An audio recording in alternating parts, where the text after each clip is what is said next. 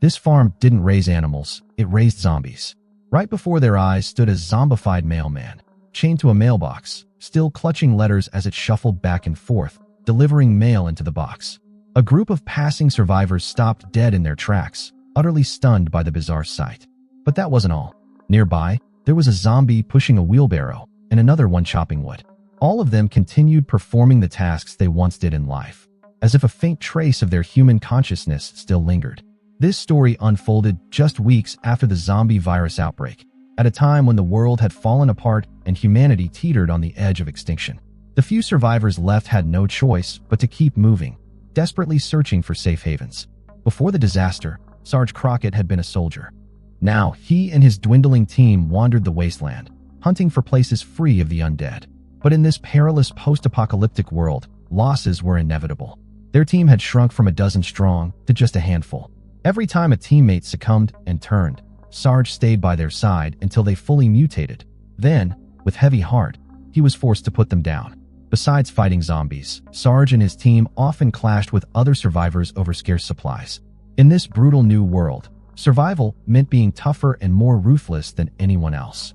That ruthless edge is exactly what had kept Sarge alive this long. Meanwhile, on a nearby island, the zombie threat had struck just as fiercely. Two powerful families lived there, but they were deeply divided over how to deal with the undead. The O'Flynn family, led by the straightforward and tough O'Flynn himself, believed in one clear rule: kill every zombie on sight. To them, anyone turned into a zombie was no longer human, just a soulless corpse that deserved to be put to rest. Every day, O'Flynn and his clan patrolled the island relentlessly, dispatching any zombies they encountered without hesitation. On the other side stood the Mutons family, led by Lieutenant, who held a very different view. Lieutenant believed zombies still retained some spark of human consciousness and weren't simply mindless monsters. He even entertained the radical idea of taming the zombies, training them to stop feeding on humans and instead survive by preying on other animals. The idea was that humans could coexist peacefully with zombies. Even if family members turned into the undead, they could still live together. But with such fundamentally different beliefs, the two families inevitably became enemies. However, O'Flynn's compassionate daughter Janet chose to side with the opposing family. She felt her father's approach was too harsh and couldn't bring herself to kill loved ones who had become zombies. Despite her moral objections, O'Flynn remained steadfast and ignored her pleas. That very night, O'Flynn led his armed clan to a nearby home. Not long before, the couple's two children had tragically died in a car accident, and as viewers of the first film knew, the dead inevitably turned into zombies. O'Flynn's goal was to check on the children and see if they had turned. When he questioned the couple, they responded evasively, insisting their kids were fine and asleep upstairs. But O'Flynn wasn't convinced and insisted on going upstairs to look for himself. To his surprise, the mother suddenly pulled out a gun and fired a warning shot. O'Flynn hadn't expected things to turn so tragic. Seeing the wife's lifeless body, the husband was overwhelmed with grief, but O'Flynn urged him to finish the job. Outnumbered and powerless, the man had no choice but to comply. Despite their efforts, they couldn't stop O'Flynn's group from heading upstairs. Just as they feared, the two children had already died and turned into zombies, chained tightly to their beds by their parents. Yet, facing his own children in that state, O'Flynn felt a pang of hesitation. Just as he was about to pull the trigger, Lieutenant suddenly appeared and stopped him. Outnumbered, O'Flynn was forced to surrender. Although Lieutenant wouldn't harm him, he decided to banish O'Flynn from the island to prevent further violence. From then on, the island would be home to only one family, the one willing to live in harmony with the zombies. Some followed O'Flynn and left by boat, while Janet chose to stay behind. But knowing O'Flynn's nature, he certainly wouldn't give up so easily. As soon as O'Flynn left the island, he hatched a devious plan. He recorded a video claiming that the island was safe and well-stocked with food, then posted it online to lure survivors there. His goal was to use the influx of outsiders to challenge Lieutenant's control. Sarge and his team saw the video but were skeptical. After all, who in their right mind would broadcast the location of a safe haven and invite others to join? Sarge believed it was wiser to keep moving and find their own safe zone. However, some of the others couldn't resist the temptation, and eventually, they decided to turn around and check out the island. Meanwhile, O'Flynn and his group waited at the dock leading to the island, a dangerous spot where zombies were even caught while fishing nearby. Soon enough, they spotted a vehicle approaching. It was Sarge's team. O'Flynn quickly called out, asking their purpose. Sarge replied they intended to head to the island. O'Flynn immediately offered his boat, saying they could ferry them across for free.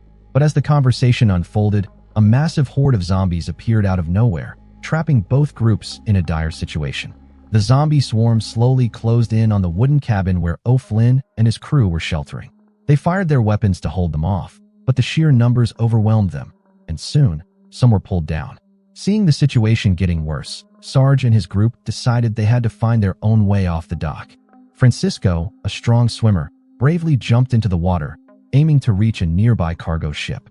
But what he didn't know was that the water was crawling with zombies. Suddenly, one grabbed hold of his head. Francisco wasn't one to back down. He bit off the zombie's finger, breaking free, and successfully climbed aboard the cargo ship. However, he soon realized the danger wasn't over. There were still zombies lurking inside the ship's compartments. Quick on his feet, Francisco grabbed a nearby fire extinguisher and shoved it into a zombie's mouth, using the pressure to explode the zombie's skull from the inside. Just then, Tomboy arrived and boarded the cargo ship as well. Fortunately, the ship was still operational. The two quickly set off to rescue the others. Meanwhile, things looked grim for O'Flynn. One by one, his men were taken down and turned into zombie meals. In the end, only O'Flynn managed to escape the cabin. Surrounded by a hungry horde, he calmly pulled out a bundle of explosives, lit the fuse, and threw them directly into the crowd of zombies. At the same time, Sarge's cargo ship was about to leave the dock. Spotting this, O'Flynn made a desperate jump toward the ship, but nearly fell into the water. Luckily, Tomboy was right there and pulled him aboard just in time. Following O'Flynn's lead, the cargo ship set course toward the island. But it soon became clear something was wrong with Francisco. His pained expression revealed the grim truth. He had already been infected by the virus. Meanwhile, Sarge called Tomboy aside. They planned to thoroughly clear the entire cargo ship, eliminating any lingering zombie threats. Sure enough, the cargo hold still harbored quite a few zombies. After methodically taking them out, the ship neared the island. Since the island lacked a dock suitable for large vessels, they had to transfer to smaller boats to make the final journey ashore. By the next morning, the group successfully landed on the island. Only then did Sarge ask O'Flynn a curious question. If the island was such a good place, why had he stayed behind at the dock? As they hurried along the path, O'Flynn explained some basics about the island. A river split it in two. One side belonged to O'Flynn's own family clan, the O'Flynns, while the other was home to the Mutants, led by Lieutenant. Historically, the two clans had coexisted peacefully, but recent disputes over cemetery expansions had sparked tensions. To avoid escalating conflict, O'Flynn chose to leave the island. He also admitted to posting the online video. The island truly was a decent refuge. He just wanted to give survivors a place to feel safe. But it was obvious O'Flynn hadn't told the whole truth.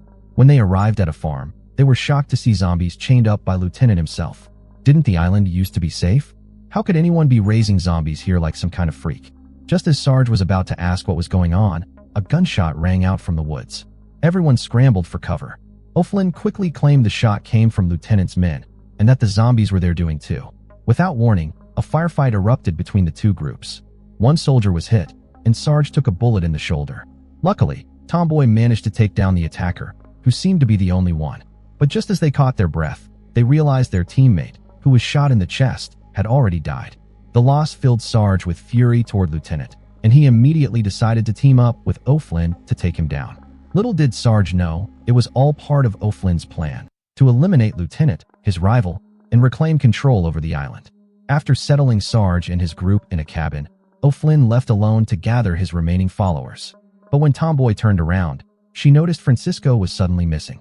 She rushed outside to look for him and finally found him in a nearby vegetable field.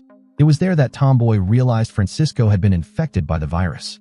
He didn't want to become a zombie. He just wanted to find a peaceful spot to end his life before the mutation took over. But he lacked the courage to pull the trigger himself, so he begged Tomboy to do it for him. Feeling helpless, Tomboy reluctantly agreed to grant his wish. However, the gunshot brought unwanted trouble. The men working for Lieutenant showed up and captured Tomboy. This whole scene was witnessed by O'Flynn, who had just gathered his followers and was preparing to return. But he didn't dare to intervene and decided instead to meet up with Sarge. The scene then shifts to Tomboy, who was now tied up inside Lieutenant's house. Surprisingly, Lieutenant hadn't harmed her and even provided some food. He cautiously questioned Tomboy about her purpose there and whether she had any other companions. Tomboy lied that she was alone, but Lieutenant already knew the truth.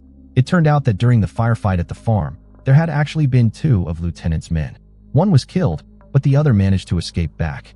Lieutenant was sure O'Flynn must have badmouthed him a lot. Otherwise, Tomboy and her group wouldn't have sided with O'Flynn. Lieutenant then told Tomboy that everything he was doing was driven by a twisted desire to reunite people with their lost loved ones amid the disaster. What came next shocked Tomboy beyond belief. He truly was a psychopath.